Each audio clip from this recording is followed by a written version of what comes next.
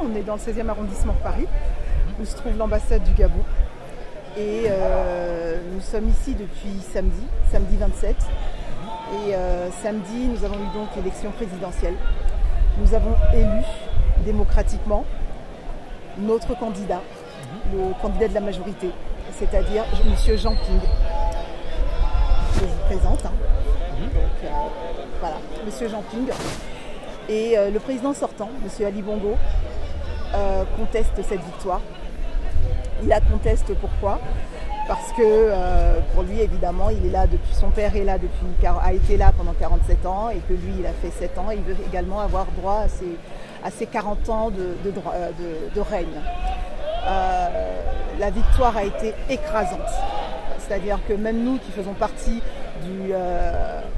de ce collectif Jean Ping, du groupe d'associations de personnes qui soutiennent Jean Ping, on s'attendait à une victoire, mais la victoire a été au-delà de nos espérances. C'est vraiment un véritable raz-de-marée. Depuis samedi, nous attendons les résultats. Les résultats sont arrivés avant-hier.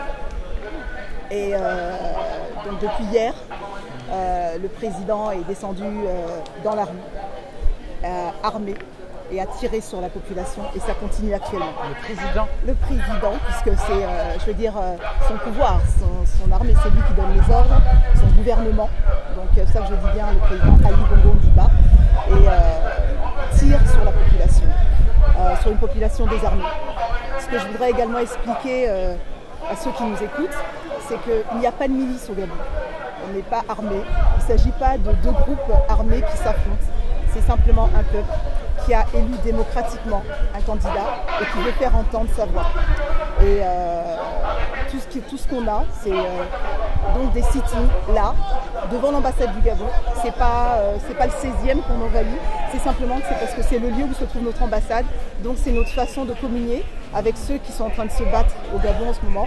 On vient avec nos bougies, on vient avec notre espoir, on vient avec notre détermination, soutenir en fait ceux qui sont sur place, à qui on a supprimé Internet, ils n'ont plus de communication, donc déjà même à l'intérieur même du pays, ils n'ont plus les informations. Ils sont coupés du monde. Ils sont coupés du monde actuellement.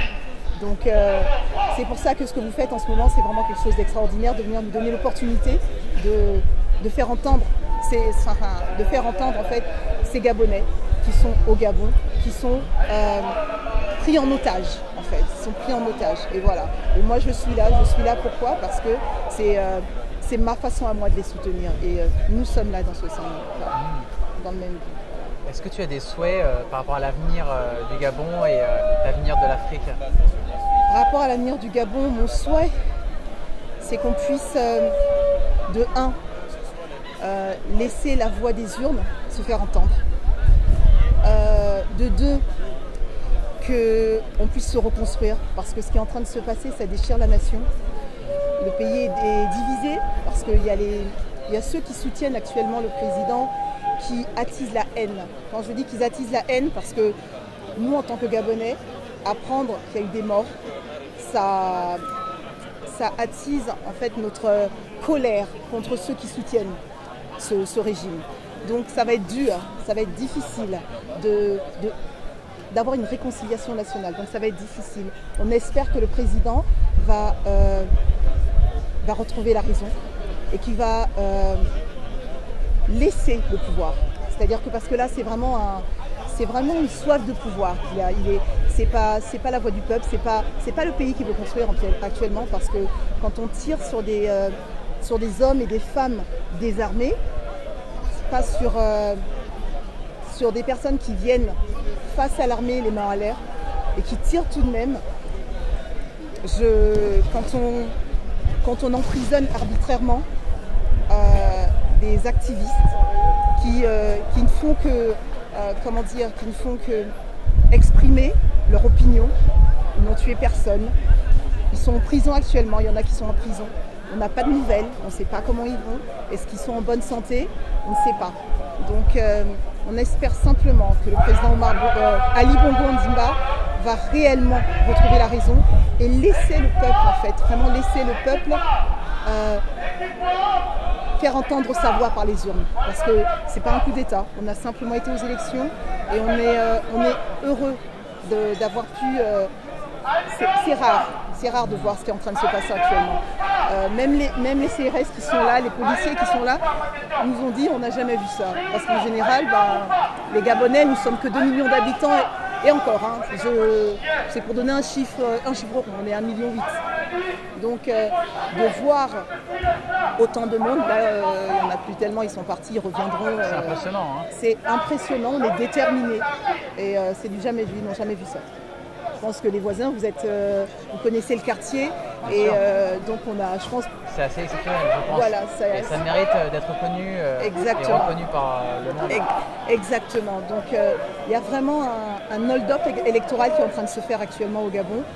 Et on voudrait dire à tous les Français qui entendent des Gabonais crier que c'est tout ce qu'on a comme arme actuellement. C'est la raison. Voilà, on a la raison face à la folie. On est face à des gens qui ont perdu la raison. Moi, voilà, on a des sœurs, on a des frères, on pleure. Moi, personnellement, j'ai des sœurs qui ont pleuré, qui n'ont pas fini de pleurer. On est déprimés, on a du mal à se concentrer pour nos activités actuellement. On a du mal à se concentrer, on n'arrive pas à dormir.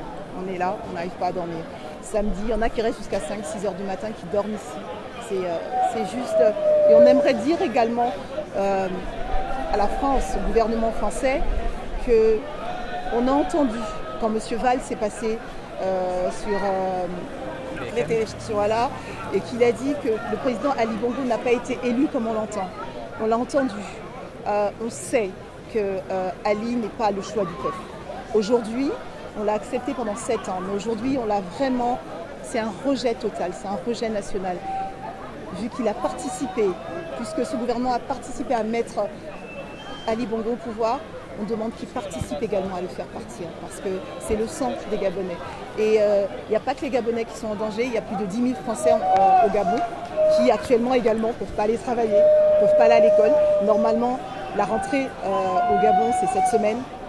Pour les lycées français, ils ne peuvent pas y aller également.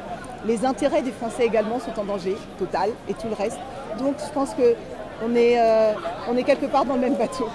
Donc voilà ce qu'on a envie de dire. Et pour l'Afrique, ce serait bien que pour une fois, que le Gabon puisse être un petit peu pourquoi pas ce printemps de l'Afrique centrale qui fait tourner la page de l'alternance. Voilà, on veut vraiment une alternance. C'est pas un choix pour Ping, c'est vraiment au-delà de Ping. C'est vraiment, on veut avoir le droit d'exprimer notre opinion démocratiquement.